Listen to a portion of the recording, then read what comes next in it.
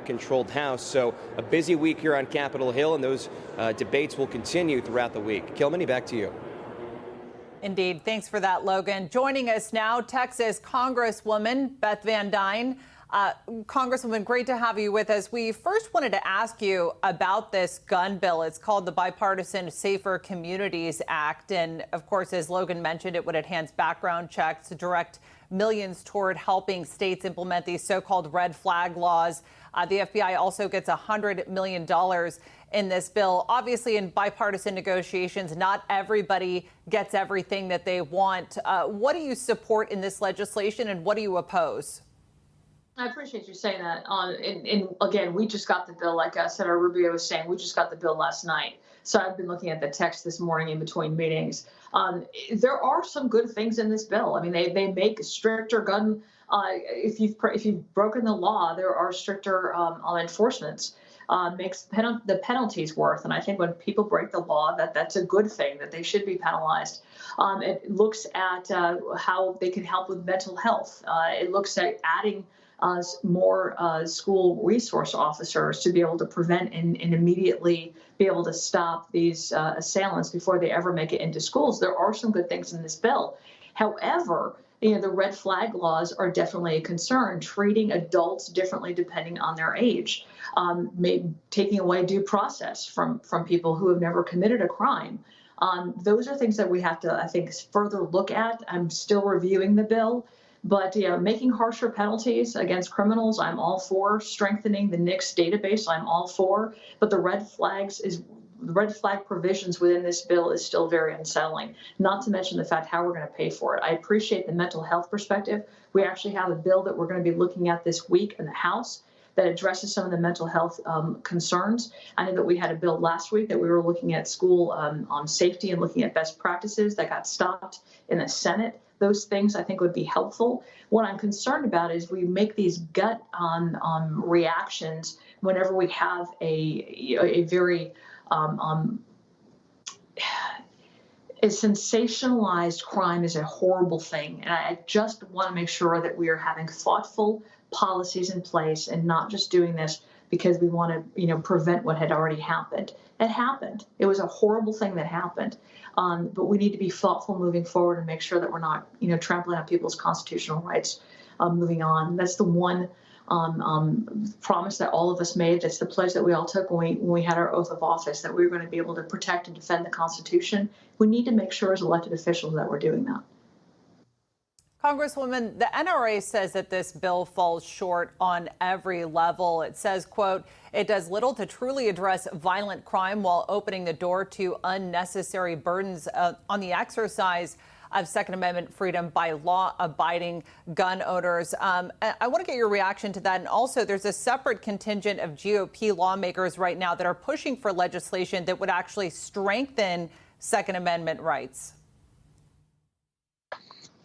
No, you're absolutely right. I mean, that's one of the concerns that we have, again, is that they're taking away rights, constitutionally provided rights of individuals. That is a concern that I have with this bill as well. But we do need to make sure that we're looking at following the laws. So having the increased penalties for people who break the laws, I think, is fine. But we also saw what happened in Uvalde. There were policies in place. There were training that the government had put grants toward, that these people had taken the training and then completely ignored it. Best practices like making sure that those doors lock when they're shut. That did not happen. We're still trying to get down to the details of what happened that day to prevent any tragedy like this ever happening again.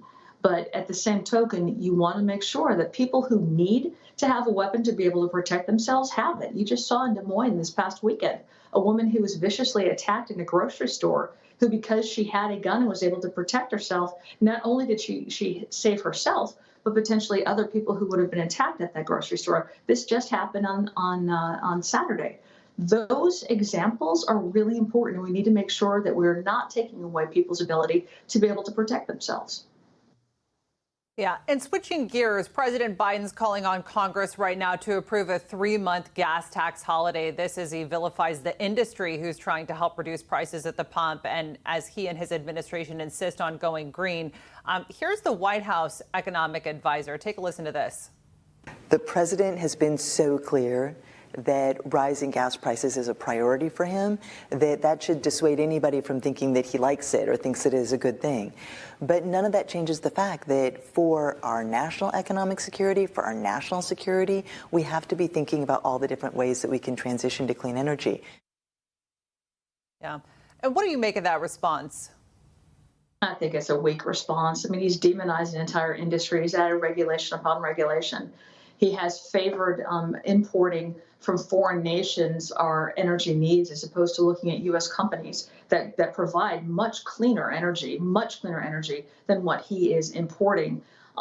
He's demonized this industry within the U.S., but he has not done anything to decrease the demand for it. In fact, we've seen demand rising. I think this is a very desperate president. It's a very desperate administration. It's a very desperate Democrat Party that's looking at throwing out cents to people, just cents being CENTS, where they're charging dollars. People aren't looking at the 18 cents for a sales tax that they're going to be able to save.